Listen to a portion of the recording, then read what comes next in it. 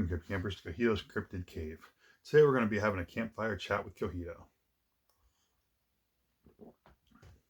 First and foremost, I have this paper here as a little schedule for what I want to talk about so I don't miss things.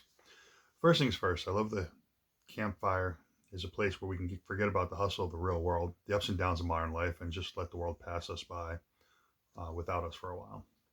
In the meantime, we enjoy peace and quiet, time with friends both in real life and online, and we have a common goal in enjoying the different aspects of Cryptid Camp. While it is true for all of us, we really need to make sure that those who do the heavy lifting to make our stay at camp feel so light and enjoyable know how much we appreciate them. I want to give a special thanks out to the Cryptid Camp team for all the work they have been doing so that we can enjoy our time at camp.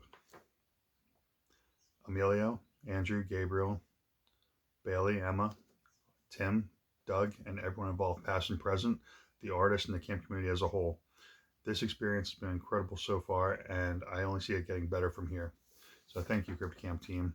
Thank you, Cryptid Camp community. Just want to put that out there. So now let's go ahead and pivot into today's chat. While we have some more campfire coffee. All right, so first I want to talk a little bit about the gameplay. I know that for a while there, people were saying like, oh, we love seeing the opening videos, but we really want to see more gameplay. I think we finally have multiple avenues for this, which is outstanding. It's fantastic for Cryptid Camp as a whole. Myself and ABT Silence actually made a video about it, and that's our first. We're going to continue doing them, but the first video is very important because it shows you about Cryptidcamp.cards. Now, there's two ways to make decks. First is on Cryptidcamp.cards, and the second is on TCG Arena itself. My first two decks I made were actually on TCG Arena, but you can go on Cryptidcamp.cards, and go through, see all the cards and everything, make your decks from there, and then import them in. ABT Silence does an amazing job in explaining that whole setup and how it works. TCG Arena is the online client. It seems a lot smoother. I thoroughly enjoyed playing on it. Originally, we had Tabletop Simulator, which was the primary way to do online gameplay. But I will say that TCG Arena is a lot easier to use, and it's a lot more game specific, even though it's not, but it is a lot more so than Tabletop Simulator. That being said, Tabletop Simulator was a great way to start getting the gameplay out. Chops Duel did an amazing job with that. And then we have the Discord. We have 3 tables in the Discord for gameplay. So I'm working on some stuff right now. Actually, I got to learn how to use OBS, because right now ABT Silence is the one who did the OBS video and I put it into my video to get it out. But the Discord is great for chat while we are playing on TCG Arena. So combine those two makes it really convenient. Cryptid Camp's a safe community, but just be careful when you're using any kind of online chats and everything. Let's just preface that, because I know that I don't let my kids use that kind of stuff right now. We want to do some Kickstarter updates as well. There have been some stretch goals. There's the stretch goal pack. They did some sneak peeks for us. There's Cryptid Expedition by Eldritch Rack, and the USO by Anexus. Now, Anexus name might sound familiar from multiple arts he's done, but he also did the art for the intro for my channel.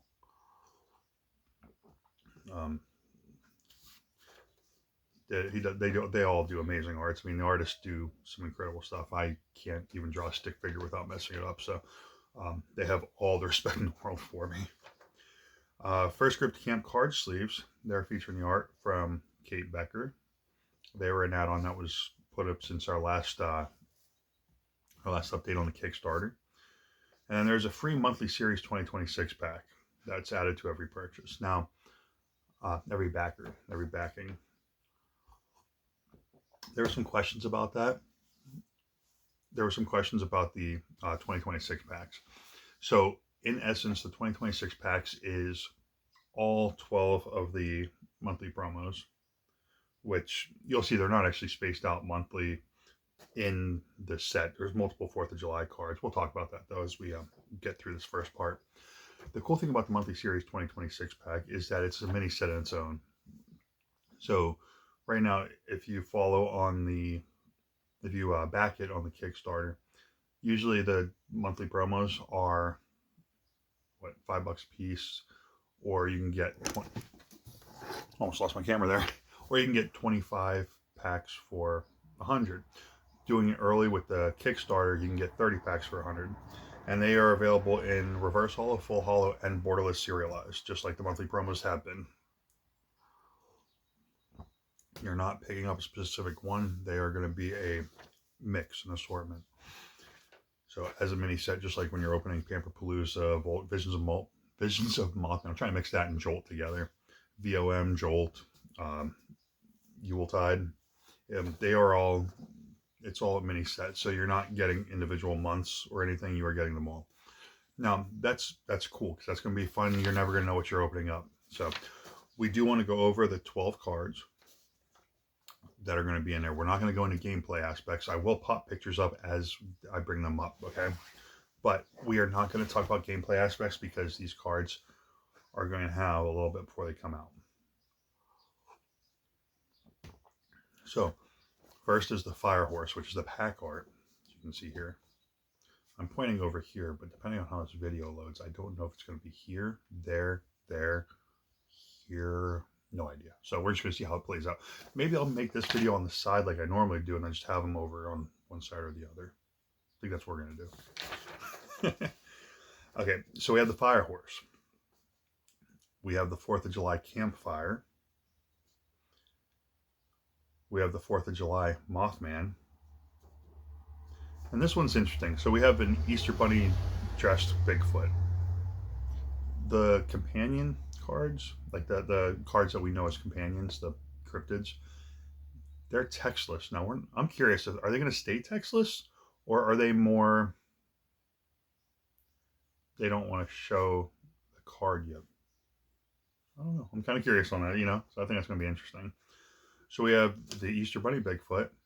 We have the Flatwoods Monster in a UFO, which is interesting because the UFO is its own card.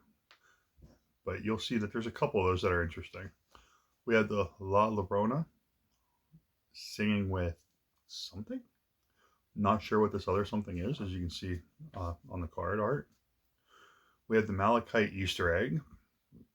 So again, like we got 2 4th of July, got the Campfire and the Mothman. We have the Easter Bunny Bigfoot and the Easter Egg. So as you can see, there's a couple where there's multiple holidays and, or multiple cards for one holiday. So. Now, this one's interesting. I call it a mysterious Mothman looking like a frogman. He's got the wand and the cape. I think this is probably going to be like the Halloween card. Because he's got what looks like the Love and the Frogman staff and the cloak. That's my thoughts. You got the Neon, which looks awesome. I'm not specifically a Corallium. Let's put it this way, I like all the cabins, but like, I'm a Meteorite cabin. You can see cryptids, you know, the cryptids I go with tend to be Meteorite. Just that's the cabin I am, so I kind of work around that. But I also like using certain, like I like using the different cryptids in decks and learning gameplay for all of them. These seem to be really interesting when it comes to Corallium. I think FedEx just pulled up. There's a couple Corallium cards here that seem really interesting. And the Neon looks like it too, and the art looks awesome.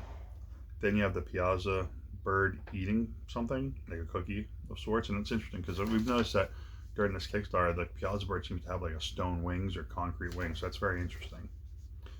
We have the Sacred Omen, beautiful Fulgurite card. And then we have the Wealth Treasure Base, which in the future we'll talk about gameplay, but that one seems like it could be potentially very interesting and useful. Now, as for future stretch goals for the Kickstarter, there's one specific one that we are so close to. We are at 101 point something thousand. And at 105, the companion packs, which we'll go through real quick.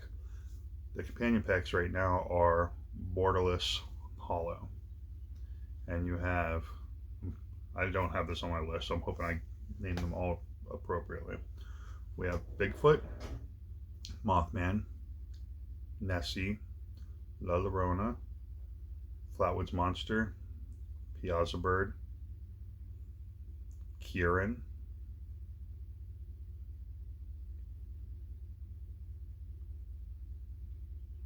I knew I was going to forget one, the 8th one. I'm trying to think of the cabins now. So we got Quartz, Obsidian, Meteorite,